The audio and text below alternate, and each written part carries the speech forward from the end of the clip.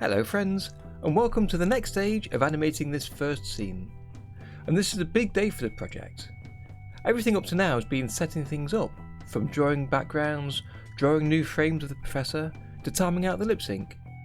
Well, today I want to put this all together, making use of the project organisation I've been talking about and some of the techniques I've demonstrated with earlier videos. And I'll add cards to each of those on screen as I go by today, so you can take a look at them in detail if you wish. So for this scene, I want to have him walking into the room, say his first couple of lines, and then start to add some basic animation, including tightening up the camera positions. And I'm sure by the end of this, I'll need to do more to make it look better, and that I'm looking forward to. And I'll put timestamps to each section in the description below, so you can jump to the section you're interested in, or skip back to a section to re-watch it. So let's crack on! So I've loaded scene 2A here, which is the first scene that I have the characters in. And as you can see, it's got the backgrounds added and timed out based on the animatic. But I think I might end up changing this timing today, as I set up the professor. So I drew Professor Farnsworth a couple of weeks ago in his own scene, in a different project. And as I've said before, this is so I can import the same animation into different scenes. And also, if I change the animation for one scene, it'll change for the others, and I just have to re-render the scenes to get the change. But as this is the first time importing him, I'm going to add the plastic tool meshes in this scene here, and then if I decide I want to share them, I'll re-add them into the actual character scene later. So the first thing I'm going to do is to load Professor Farnsworth character scene into this scene as a sub-xsheet. So go into the first frame, in the file menu I'll choose load as sub-xsheet, and I'll go to the character project, into scenes, and choose the professor. And here I'll choose the load option instead of import, so this scene 2A references the original character scene. So first I'll set up the lip sync, and to do that I'll open the sub-xsheet, and I'll add the audio so I can see his lip sync working against it. And to do that I'll go to the assets folder where I keep it, and then it's scene 2A WAV file. So I'll just drag that in. So I've already added the audio to the main timeline, so I choose to import it. So it recognises that I've already imported it, so I can keep the file that's already on disk in this project, or can overwrite it with the file I've just pointed to, and that's useful if you've changed the audio file, which I haven't. Or I can rename the audio file, so I've got two different copies, one for this timeline and one for the main timeline. But the audio files are both the same, so I'll choose to keep the existing file, and I've got the same audio file referenced in this sub-xsheet as I have on the main timeline. So I'll choose apply, and then you see the audio waveform. Now when I render the scene, it'll render from the main timeline, and it won't include this audio from the sub-xsheet. It's literally just here to help me set up the timing within this sub-xsheet. So for organising the lip sync, I don't need to see the background. So what I'll do is I'll click this button here to turn off edit in place. Now I can see just what's in this sub-xsheet. And that'll help me focus on just setting up the lip sync. So let me just quickly run through the columns I've got. So first I've got the head column, which shows the different mouth shapes for each head position. And if I step through them, you can see them all here. The body, I've got a static body first, then I've got a walking on the spot animation, and I've got a walking to the side animation. And I'll adjust the body later, but for now I'll ignore that and we'll just set up the head shapes for the lip sync. So I'll import the lip sync file into the head column to get the right heads on the right frames, ready for animating them, and that'll help me spot where to emphasise as I add the animation. And if you want to see how I got this lip sync data, check out last week's video where I show in detail how to use Papagayo to work out your lip sync for a piece of audio. So simply select on the first frame in the head column, and then from the xsheet menu, choose Apply Lip Sync Data to Column. As I mentioned last week, the first 10 drawings are in the right order as is expected on this dialog. So all we need to do is to browse to the lip sync data file, which is in the Assets folder, and it's Scene 2A Professor Data. Click Choose, and then I just press Apply. That'll then choose the appropriate head shape to use for each part of the audio. So if we take a look down here, you can see where the head shapes change, right through to the end, where the final frame is the rest head shape, and that just needs extending to the end of the animation. So let me just take a listen to that. Good news, everyone! I've invented an Okay, that's pretty much there. There's the timing of a few mouth shapes that needs tweaking a little bit, and I might actually amend some of the mouth shapes to make them slightly clearer. Now I've got the audio to work with. But that's the easy part done, so now let's actually animate him. Okay, so onto the animation. So the first thing I want to do is to get him walking into the room and standing in the right position. So we'll set up most of that in this sub-xsheet, so the first thing you want to do is turn back on the edit in place option up here on the toolbar. That allows us to see what's on the main timeline. So if I scroll through the first few frames, straight away you see the first gotcha. And I always forget about this, which is why I wanted to show you this first. And that's that from this sub-xsheet, you'll only see the main timeline for as long as there are exposed frames from this sub-xsheet in the main timeline. So if I scroll through here to where the background disappears, there. Let's change this to frames. So it's frame 29, there's no background, and frame 28 is the last one with the background. And if we step out of this sub-xsheet, and one thing you'll notice in my version of OpenToonz is that these two buttons aren't visible until you hover over them. That's a small bug that's been fixed already, and hopefully will be in the next release. So we'll step out of there. And here you see exactly why the background is only shown for the first 28 frames. And that's because the sub-xsheet is only exposed for those 28 frames. Now if you want to expose it for longer, there's a couple of ways you can do this. The more awkward way is to highlight the last two frames of the sub-xsheet, and then you can just click and drag to extend the frames further, in the same way as you can do for a standard drawing level. But the easiest way is simply to right click on the head of the column and choose Resequence. And that'll expose all the frames that are used in the sub-xsheet. And that extends all the way down to frame 313, and it's exactly the same as the current timeline, and that's because we've used the same audio file. So now when we step back into there, we can see the background through the whole animation. So the animation starts on this wide shot of the conference room, and I'll need to add the rest of the characters around the table here. So the camera will zoom slowly in as the door opens, and you can't actually see that in this view because we're in the sub-xsheet, so it might be easy for now if I step out and see the main timeline. Let's zoom in there. Okay. So here you can see the camera zooming in, the door opens, and then it goes to a close-up. Now I think I'd like to see the professor start to come into the room here, and then continue walking in on this view while he says "Good news, everyone," and then the camera zooms in closer for him to continue speaking. So we need to place him in the right position in front of that door, but here we need to have him walking in. So let's step in to that sub-xsheet, and the last part of this section here, as I've put into the note column, is this is where he walks across the screen. So that's the animation I'll use at the beginning. So let's just see where that should be. So he won't appear until the door is either fully opened or starting to open. So let's delete all the frames up to the walk,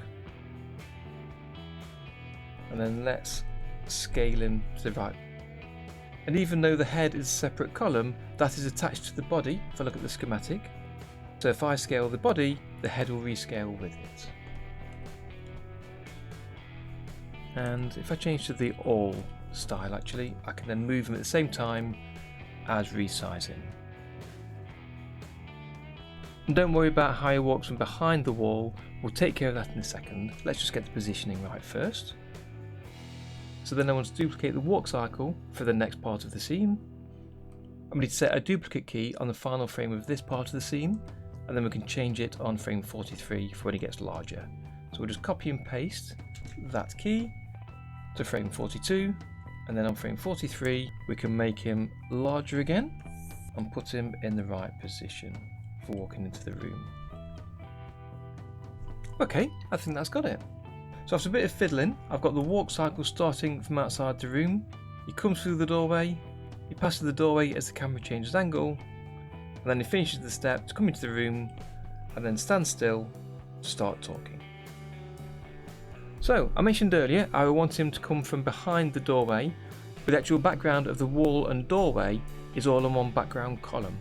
So what we need is a matte node to hide when he's behind the wall. So we'll insert another column here and then add a vector level. And on the vector level we'll draw a rectangle where the edge of the doorway is for it to appear from behind. And I'll choose auto fill, just so as it's filled in from the beginning, and then I'll draw a rectangle from the edge of the doorway to where he can stand. And then using the control point editor, I'll adjust the bottom corner to cover exactly where the edge of the doorway is. Okay, then on the schematic view, we'll change to the FX schematic. So we want to add a matte effect.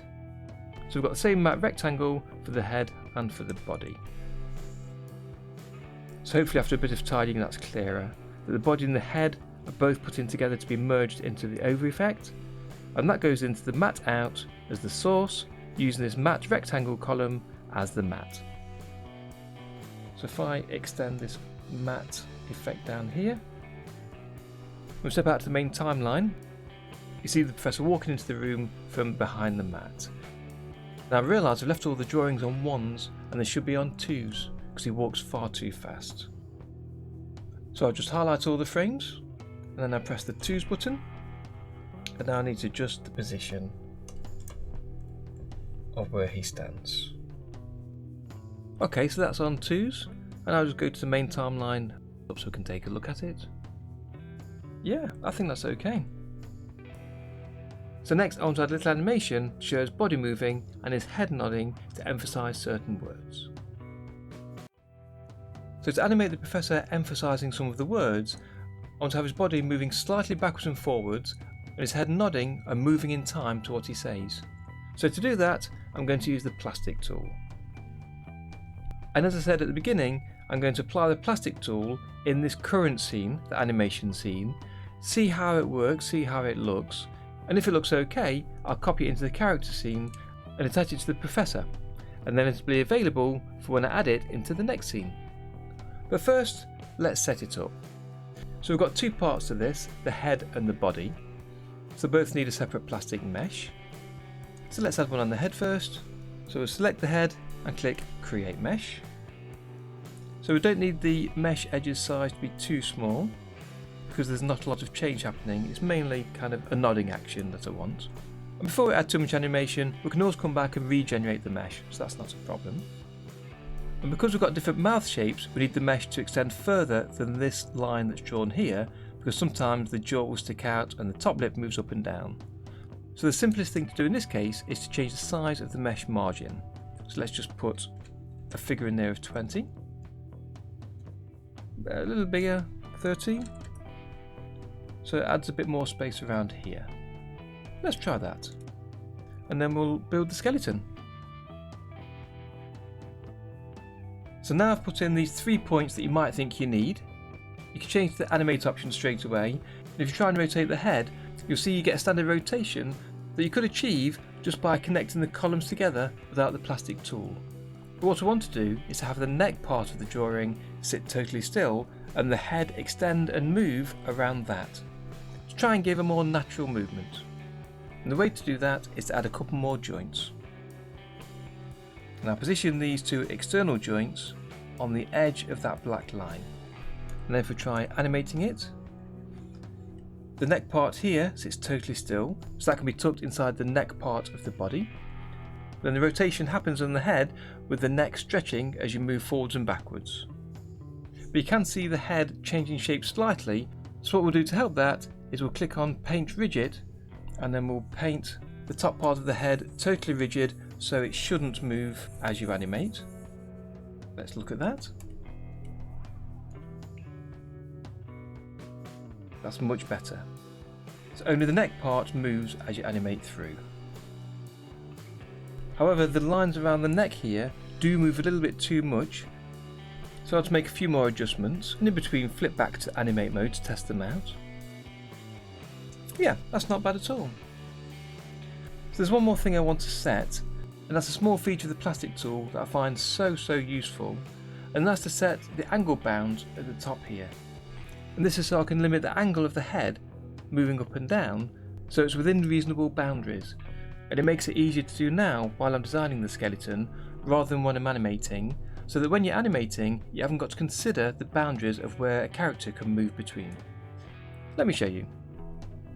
So if I try and move the head a little bit in the centre, that's perfectly fine. If I go too far back, it gets to a point where it looks ridiculous and it doesn't quite draw properly. But that point is around, I don't know, around here. So if you look at the top of the screen where the angle section is, you can see the number changing as I move it. So move this to where you really think the maximum should be, and I'd say it's around there. So that's what, 22 degrees? Well, minus 22 degrees. And then looking forwards, maybe there should be the limit, which is about 18. So minus 22 to 18. So in the angle box, type one of the numbers, and in the second box, type the second one. And if you get these wrong, you'll soon see it in a second. You just swap the numbers over and press enter. Then we next click to adjust the angle of the head. You'll see this guide, which shows how far forward and how far back you can move the head, showing the 2 degrees that you've set in those boxes. So you can't accidentally go further than is reasonable. So we need to tuck the head into the body, but first I'm going to apply a mesh to the body, and then I'll attach the mesh from the body to the mesh from the head.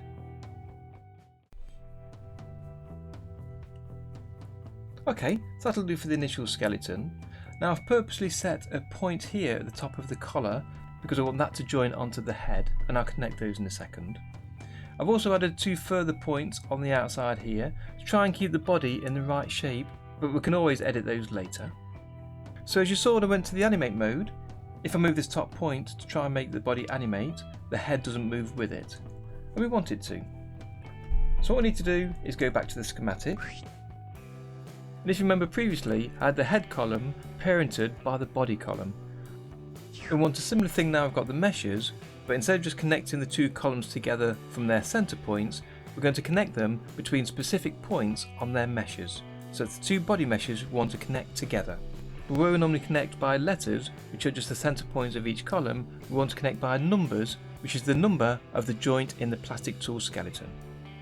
So if we zoom into the head and neck part of the character, if we go to the mesh first for the head and change to build skeleton, so we need a joint in the skeleton to connect to a joint in the body. And for now, I'll just add an extra point onto the neck by hovering over this line and just clicking, and that adds a new vertex here. And you can see the index of the vertex is vertex number 6, even though it's called vertex 5. So 6 is the number we need to remember for the head mesh. And then if we go to the body mesh here, we've already got a joint near the neck, and if I click on that, you can see it's called vertex 2 at the top here, and in brackets you can see it's joint number 3. So on the body it's joint number 3 that we want to connect to joint number 6. So firstly you want to connect the head mesh to the body mesh, so click and drag it to any box on there, and then where the lines join we just need to set the appropriate joint number. So on the head it was point number 6, so hover over where it says B, and you see these arrows pop up, click and drag and move it up and down until it says joint number 6. And then on the body, again hover over the box, click on the arrows and drag it to point number 3. 1, 2, 3. And those 2 points are now connected regardless of the animation you apply to the skeleton.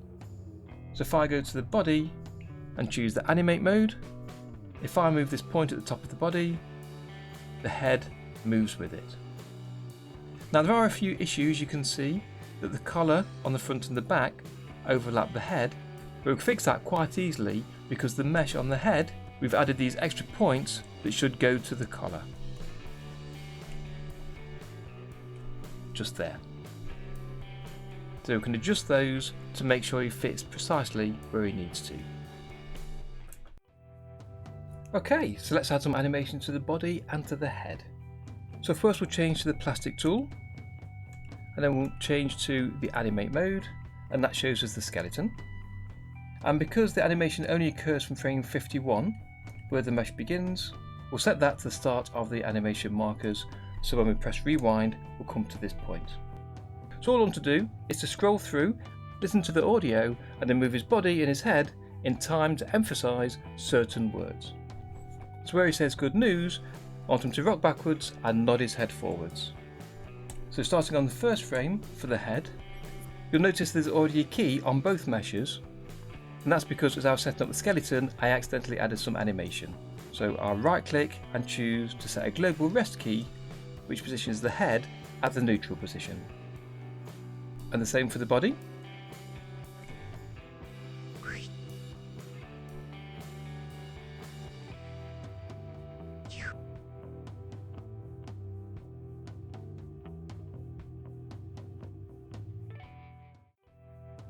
Okay, so that's the first round of animation done, and I'll play the whole animation at the end. But first, because I've done quite a few changes today, I'd like to just run through what I've changed. So first I loaded the Professor as a sub-xsheet, and I've placed him between the very background and the seats and table foreground elements, although you don't actually see him behind the seats, but it'll make it easier when I add the other characters later to see exactly where everybody is. So first the camera zooms in a little bit, and then the doors open. And then the Professor appears. So if I step into the sub-xsheet, and you can see here I put in a matte level for him to appear from behind.